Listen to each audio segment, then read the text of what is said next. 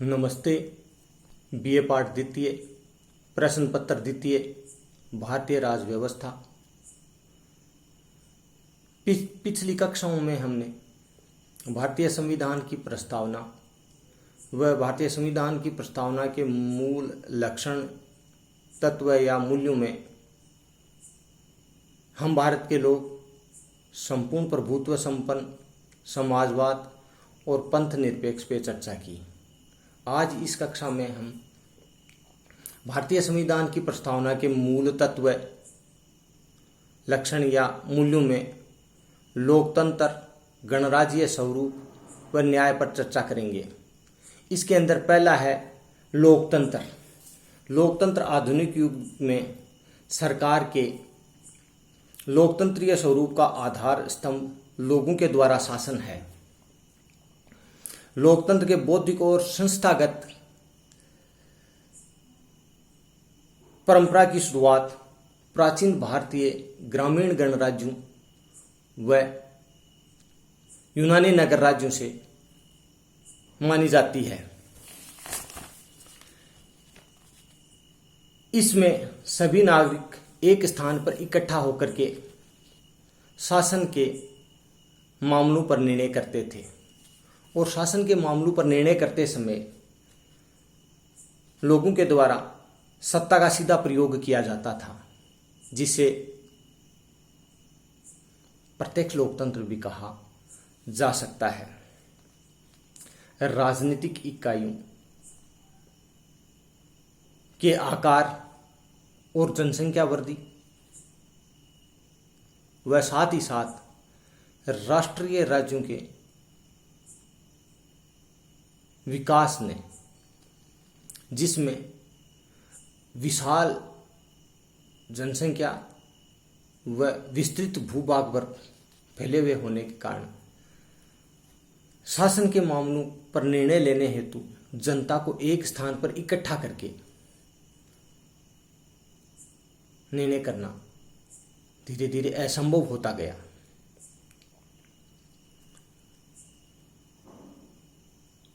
और साथ ही साथ विधान बनाने तथा शासन के कार्यों में दिन प्रतिदिन पेचीदगियां आती गई। परिणाम स्वरूप एक आम नागरिक अपने आप को विधान बनाने व शासन के कार्यों को सुचारू रूप से संचालन करने में अपने आप को असमर्थ महसूस करने लगा।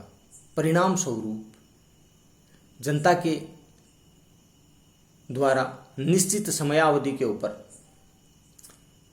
चुनाव करके अपने प्रतिनिधियों के माध्यम से शासन प्रक्रिया को संपन्न करवाया जाने लगा।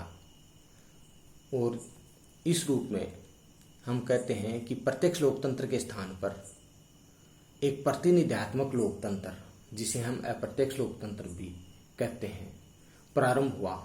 और लोकतंत्र का आज वर्तमान स्वरूप ये प्रतिनिधित्वक लोकतंत्र है, या यूं कह सकते हैं कि इस प्रतिनिधित्वक लोकतंत्र ने सार्वभौम रूप ग्रहण कर लिया है।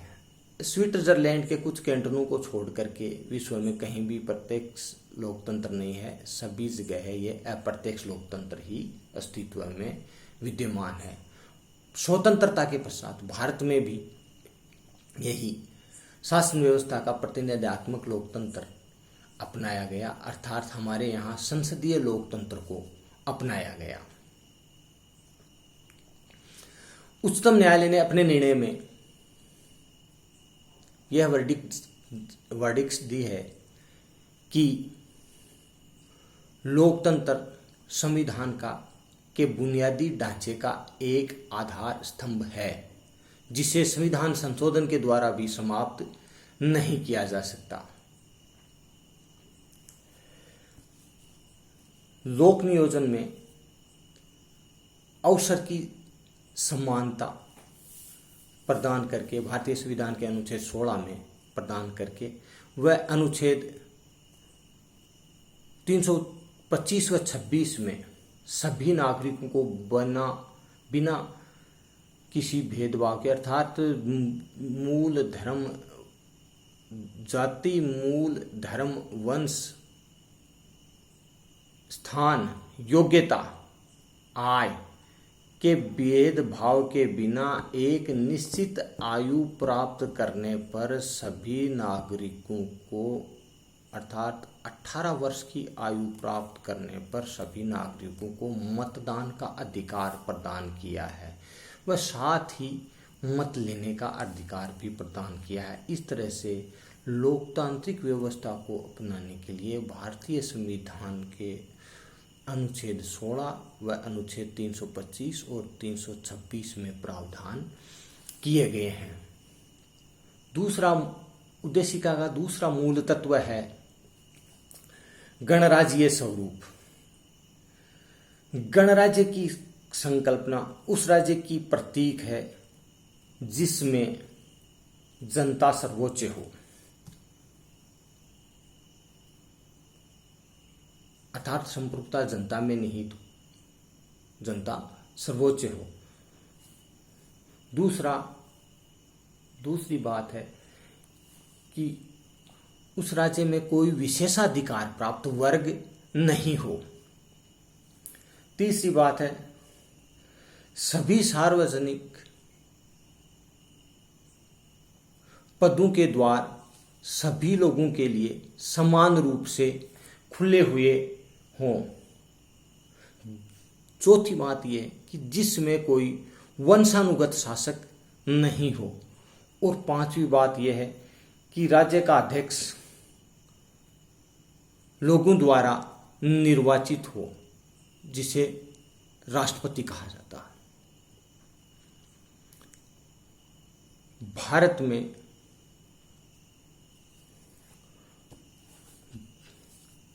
संविधान लागू होते ही भारत को भी गणराज्यीय स्वरूप प्राप्त हुआ, अर्थात 26 जनवरी सन 1950 को भारत ने डोमिनिकन स्वरूप को त्याग करके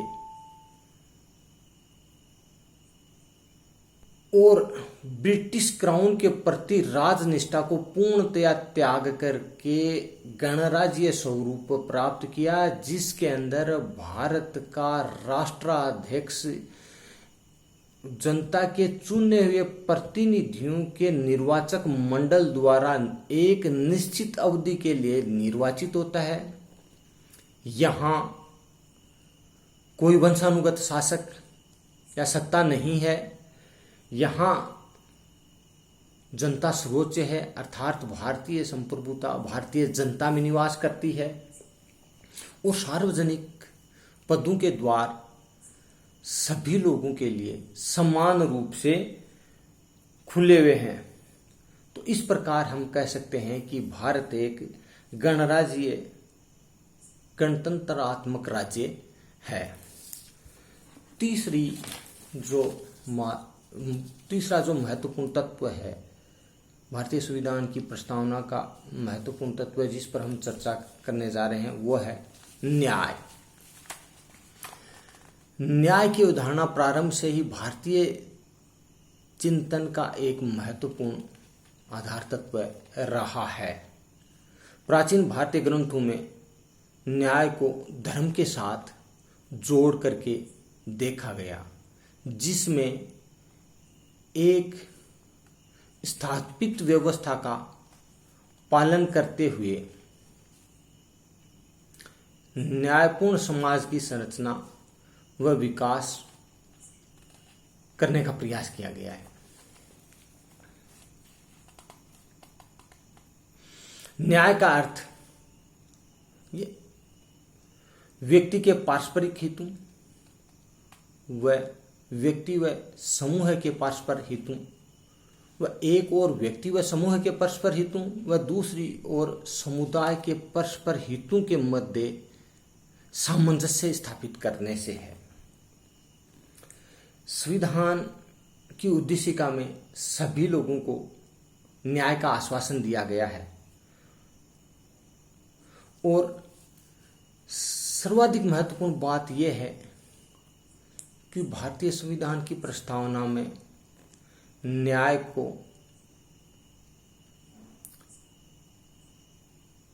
स्वतंत्रता, समानता और बंधुत्व से उच्च स्थान प्रदान किया गया है।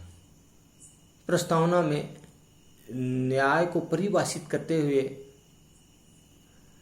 कहा गया है कि भारत के अंदर सभी लोगों को सामाजिक, आर्थिक और राजनीतिक न्याय प्रदान की जाएगी, और इसमें भी आर्थिक और सामाजिक और आर्थिक न्याय को राजनीतिक न्याय से उच्च स्थान प्रदान किया गया है।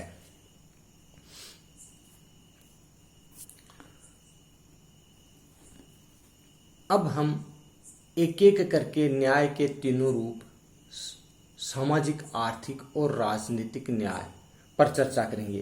पहला है सामाजिक न्याय। एक विचार के रूप में सामाजिक न्याय की बुनियाद सभी मनुष्यों की बराबरी पर आधारित है। इसके मुताबिक किसी के साथ सामाजिक, धार्मिक, सांस्कृतिक पूर्वाग्रहों के आधार पर भेदभाव नहीं होना चाहिए। संविधान में सामाजिक न्याय से मंतव्य जन्म, मूल स्थान, जाति, धर्म, स्त्री पुरुष, उपाधि आदि के आधार पर किसी प्रकार का भेदभाव न करने का प्रावधान किया गया है, और इस उद्देश्य की प्राप्ति के लिए भाग 3 में मौलिक अधिकारों का प्रावधान किया गया है, विशेषकर अनुच्छेद 15 के अंतर्गत। दूसरा रूप है न्याय का आर्थिक न्याय। आर्थिक न्याय से हमारा तात्पर्य यह है कि समाज में व्यक्ति की आय व संपत्ति में इतनी अधिक विषमता न हो कि एक विषमता मूली समाज की रचना हो जाए। अर्थात समाज के अंदर आर्थिक विषमता से तंग होकर के एक व्यक्ति अपने आप को बेचने के लिए तैयार हो, और आर्थिक सक्षमता के आधार पर एक दूसरा व्यक्ति उसे खरीदने में सक्षम हो, अर्थात ऐसी स्थिति न हो। अर्थात आर्थिक न्याय में हम अपेक्षा करते हैं कि अमीरों तथा गरीबों के साथ एक सा व्यवहार व उनके बीच की